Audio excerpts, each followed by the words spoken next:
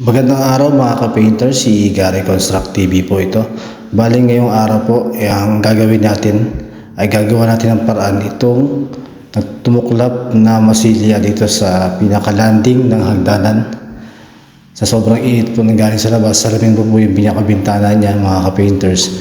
Kaya umangat po yung pinaka-masilya niya. Yan po yung gagawa natin ng paraan mga ka-painters. Ang pinaka-unang-una natin gagawin, tatanggalin natin yung umangat na masilya. Gagamit po tayo ng scraper na maliit na kasyang-kasya lang dito sa pinaka-gap ng kahoy dito sa may landing. Yan, tatanggalin po natin yung masilya na umangat. Tapos papalitan po ulit natin yan ng bagong masilya at bagong top coat din po. Mamaya makikita niyo po kung ano po yung ilalagay natin mga ka-painters. Yan po yung ginagawa natin ngayon. Linisin natin na mabuti. Tatanggalin yung mga masilya na umangat. Yan mga ka-painters. Tapos masilyan ulit natin ng bago. Yan po mga ka-painters. Basta matanggal po natin masilya, okay na po yan mga ka-painters. Ito po mga ka-painters, malinis na po yung landing ng hagdanan. Natanggal na rin natin yung alikabok sa bawat gap o awang nitong kahoy para kapag nagmasilya tayo mamaya wala na pong dumi dun sa gap. Pero bago tayo magmasilya, liliyahin po muna natin ng lihang 100, number 100 po mga ka-painters. Bali papadaan lang po natin siya ng liha para kapag nagmasilya tayo mamaya smooth na smooth ang pagmasilya natin doon sa mga gap na lalagyan natin mamaya ng masilya. Bali ang ilalagay po natin masilya dyan yung epoxy, yung marine epoxy A and B po, yung dalawang parts. Yun po ang ilalagay natin sa mga bawat gap ng ating mamasilyahan na landing ng hagdanan.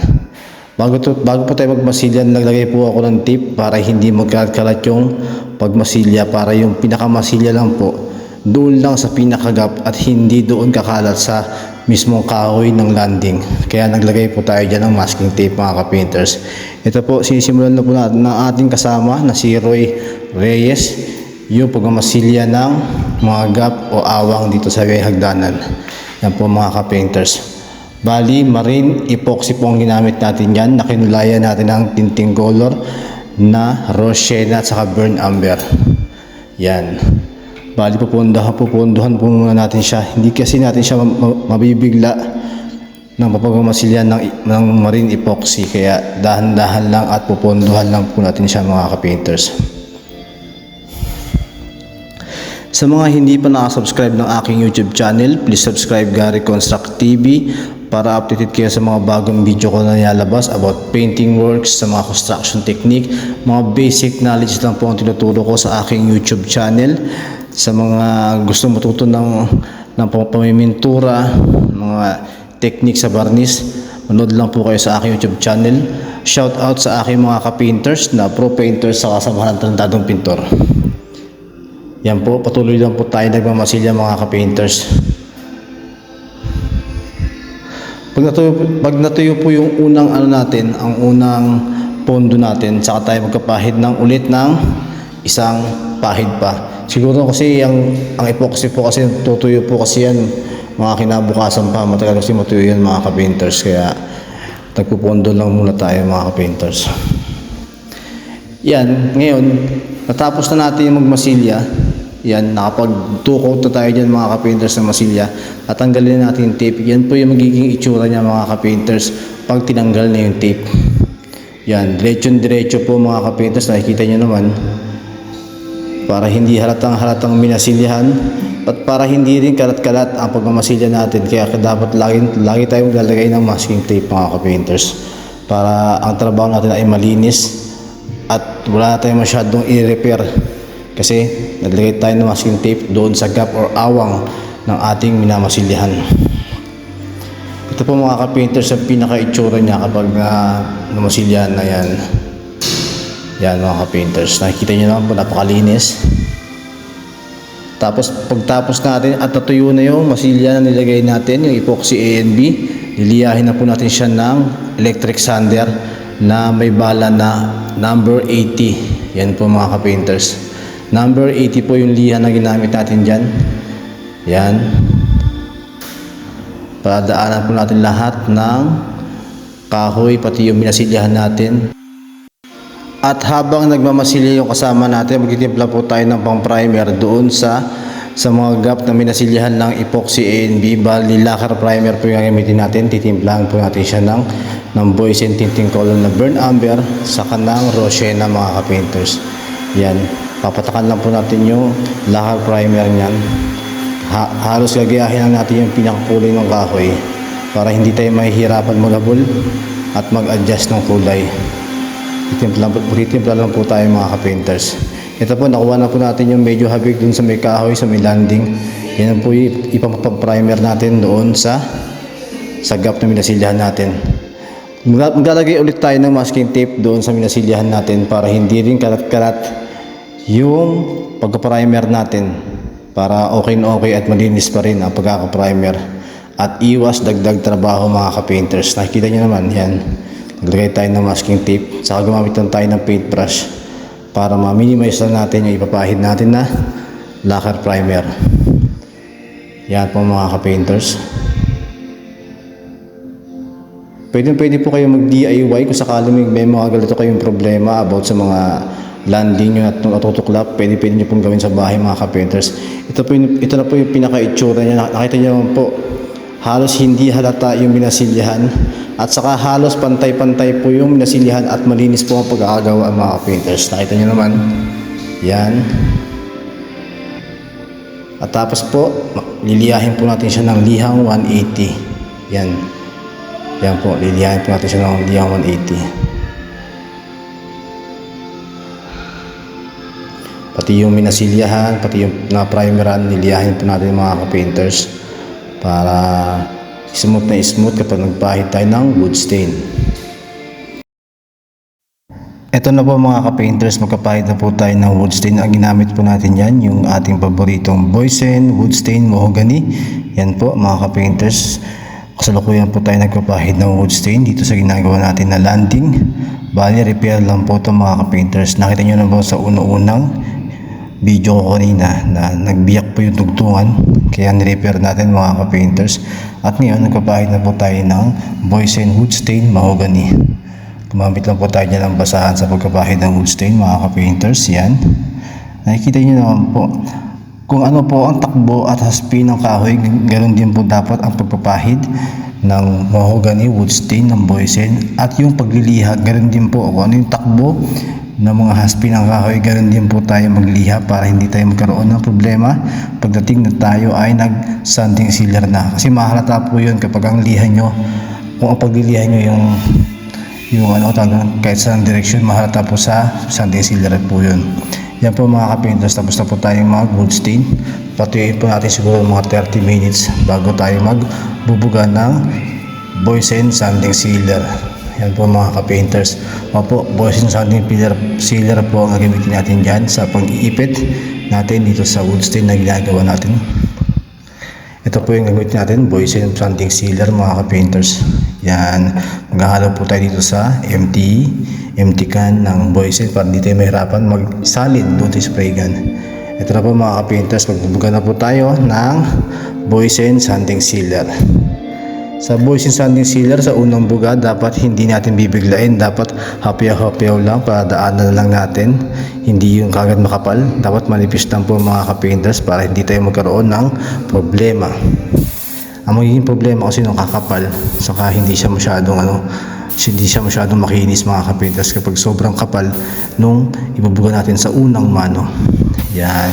Bali, purong wood stain muna to. Wala po purong halong tinting color or lacquer thinner. Yan po mga ka-painters. Puro po ang ating ibubuga na Boysen sanding sealer.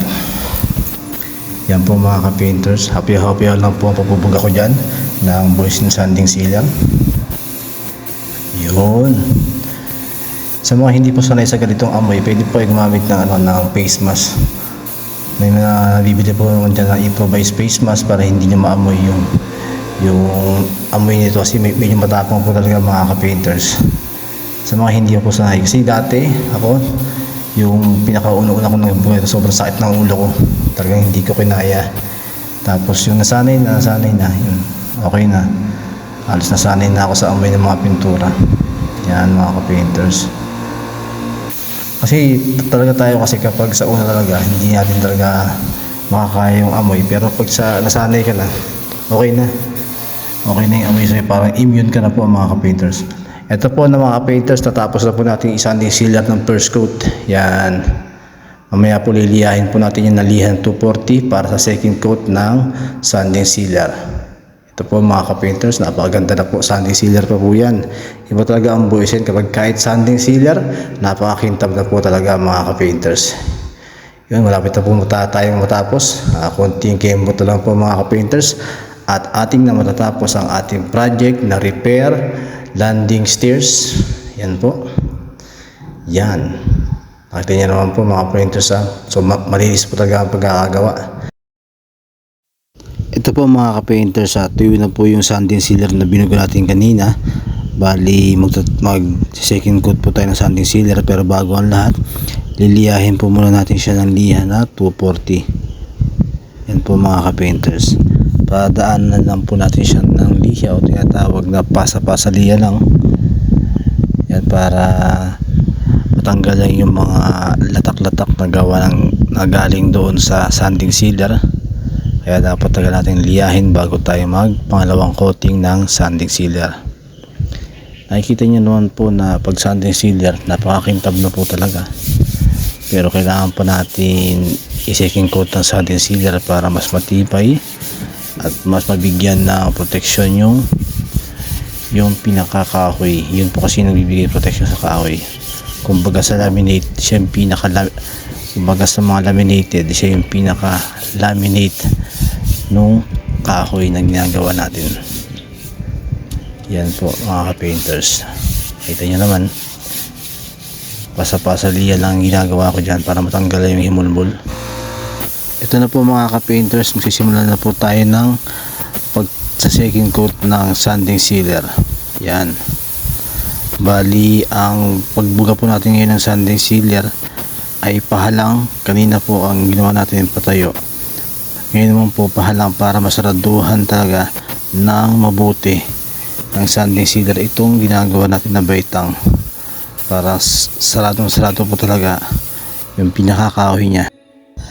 Inuulit ko po mga ka-painters, sa mga hindi pa po nakakapag-subscribe ng aking YouTube channel, please subscribe Gary Construct TV para updated kayo sa mga bagong video ko na nilalabas about painting works, sa mga construction technique, mga basic knowledge na lang po ang tinuturo ko sa aking YouTube channel. Saka meron din po akong FB page na Gary Construct Painters. Pwede nyo rin po ako makita sa aking Reels account na Gary Construct Painters din po.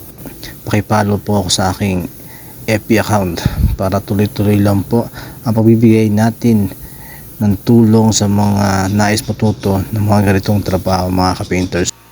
Ito na po mga painters, tapos na po tayong mag second coat ng ating sanding sealer. Yan po, nakikita nyo naman po, napakakintab na po talaga. Sanding sealer lang po yan, wala pang top coat mga ka-painters. Makikita nyo talaga yung pagkakaiba nung bago natin ginawa to at ngayon. Yan po yung pagkakaiba yan mga ka-painters, napakaganda po talaga. Ngayon po mga ka-painters, tuyo na po yung second coat natin sanding sealer. Kaya ngayon po liliyahin na po natin siya ng lihang 400. Number 400 po ang gagamitin natin ng liha para pag nag-top coat tayo, smooth na po. Yan po, pasa-pasa liha rin po ang gagawin natin dyan para matanggal lang yung mga himulmul o mga alikabok na lumikit. Yan, bago tayo mag-top coat, kailangan nilisin natin na mabuti para naman napakaganda ng top coat ang mangyayari at magiging finish natin mga ka-painters. Yan, liha-liha lang po tayo mga ka-painters. Ang gagamitin po natin dyan na pang top coat, itong Hudson floor varnish po yan mga ka-painters. Yan po yung ginagamit namin sa mga sahig na mga narang sahig, sa mga wood parquet. Yan po yung ginagamit namin mga ka-painters. Ngayon po magbubuga na po tayo ng Hudson polyurethane. Sa paghahalo po ng Hudson polyurethane, 3:1, ibig sabihin po ng 3:1, tatlong parts ng Hudson polyurethane saka isang parts ng catalyst niya.